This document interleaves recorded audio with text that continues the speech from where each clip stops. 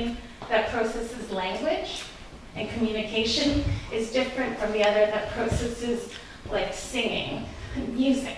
So sometimes people can sing before they can speak, which is really nice. Next slide, please. And that's it about the Stroke Association. So I do encourage you, there are loads of resources that you can tap into, videos. Like some people, if reading is an issue, you can connect with other people. So thank you.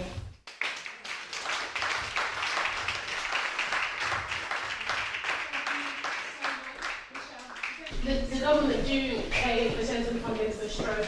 There's a thrombectomy service. There's a lot of money going to the thrombectomy service, so that patients who go to the hospital will have results.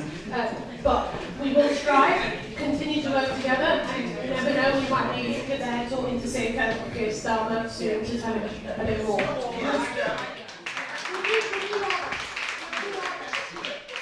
For asking, for example, the government to develop a prevention plan for stroke. We're asking them to ensure, so we live in London and we're very lucky that wherever you live in London, if you have a stroke at 1 a.m. or 3 a.m. and you are eligible for thrombectomy, you will likely get it. Whereas some parts of the country, if you don't have a stroke between Monday and Friday, between 8 a.m. and 4 p.m., you might not get a stroke, a thrombectomy. So it is postcode lottery. So we're campaigning to the government, like, make these treatments that make a difference to people's recovery and their quality of life following, make it available 24/7 everywhere. And we're also advocating for the government to invest in the community rehabilitation. In some parts of London, someone might wait 6 to 8 weeks after they've been discharged from hospital to get it. In some areas, you might get it 6 weeks. Someone, 3 months. It's very different. So we want it like personalized to the needs of the individual to help them get the best recovery. So though we're not saying give us money, we do say invest in stroke care to give people better chances of living the best life following.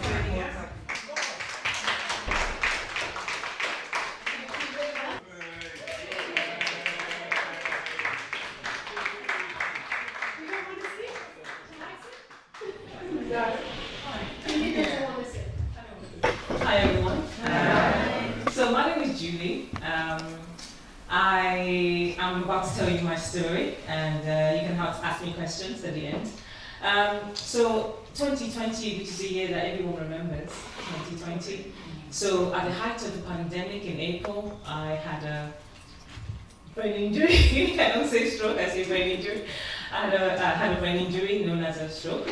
I was in a virtual meeting actually with my boss and a few of my colleagues when this happened. So I was having a conversation with my boss, and all of a sudden I felt there was no movement. My right leg, there was no movement, and I started to get worried. And I told my boss, I'm like, oh, this is very strange. I have no movement on my right leg, and I was like, I don't know what's going on. And it just crept all the way up, and I lost movement in my arm, and I couldn't speak as well. So they immediately called the ambulance, and I was taken to hospital. Now, I don't quite remember what happened the first 2 weeks I was in hospital, to be honest.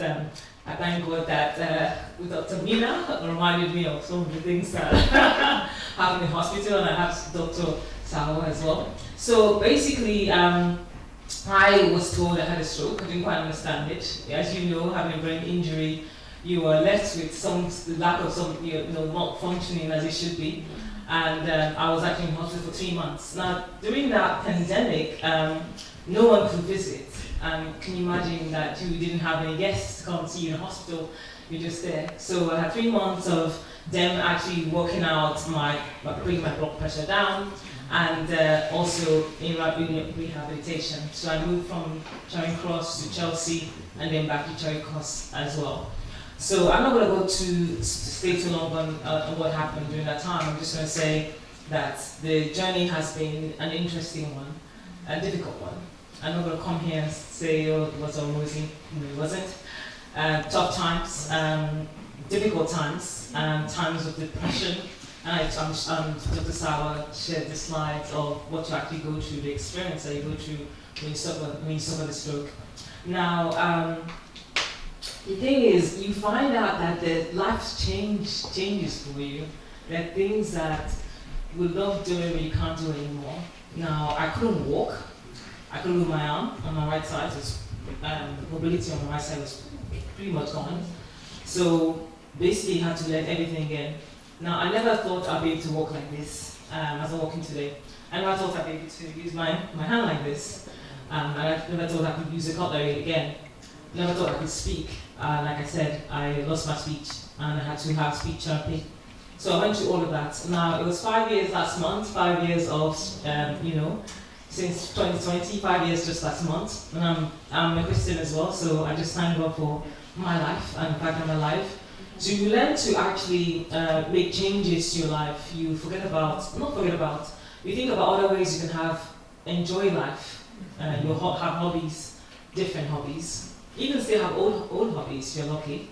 And the good thing about this experience is having people like Giles, having people like Lynn, and having other people who suffered a brain injury, and being able to see them, have coffee with them, and share their experiences and your experiences as well. I mean, I'm 5 years on, and Giles is like 3 years, and I'm sharing my experience with him today, and letting me know that there is hope.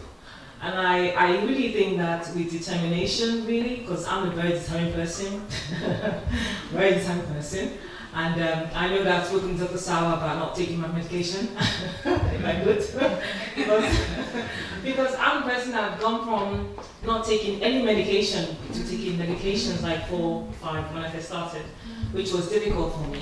So I was always, I don't know if Dr. Mina remembers, or the other lady who was working with you at the time, I kept refusing to take medication.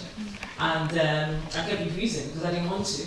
But I came to a realization that I had to take on that blood pressure medication because that's the only way to get better and obviously to control, to prevent having a stroke the second time. So I'm here to actually talk of my story, but also say that there is life after brain injury, after stroke. There is life. And I'm starting to enjoy my life now. I'm starting to do the things I want to do. I've traveled solo twice now, and I do that because I just want to challenge myself. I'm not the kind of person that likes to rely on people to take care of me, because during the time I had a stroke, I had lost my mom and my dad, so it was a bit difficult. I didn't want to make it go, oh.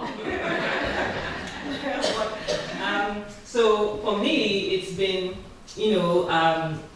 just living my life knowing that I'm not the kind of person that likes to rely on people anyway. So I've just been living my life, the way I want to and where I want to, knowing that life is short, And, before the stroke happened, I had gone running the day before. So I was feeling fine. I was feeling like healthy, And I didn't think that I was ill or anything was happening. I didn't know those symptoms or whatever. It was fine. So I just want to encourage us to, take care of ourselves, eat healthily. I had come in a hospital. I basically stopped salt. I'm African, so imagine not having salt in your food ever again. I'm Nigerian, so no salt in jollof rice, no salt in chicken, no salt at all. So that was difficult, but I know I needed to do that. Changing everything I eat to organic now. Even to my water, just making sure my water has no sodium. There are things out there that you can do. And and I'm glad that it brought a lot of got me thinking on my life, thinking about what I eat, what I do, where I live, different things. I had an idea in my head. I wanted to tell the story, but it's not going the way I wanted to. But I just hope that I have shared something with you today that's been, if you have any family members, or maybe you have people in your family or extended family members that have suffered a stroke, or you are thinking of yourself and thinking, I need to be more healthy, yes, I would say definitely, please do that. Yeah. Please consider, your diet. Please consider exercising. I exercise. I cut it down now because it was 5 days a week. Now it's 3 days a week, so yeah. But exercise is good for you. Apart from helping you lose weight, it is good for you. And I have to say that the exercising is the reason why I can walk like this and you know, I have function.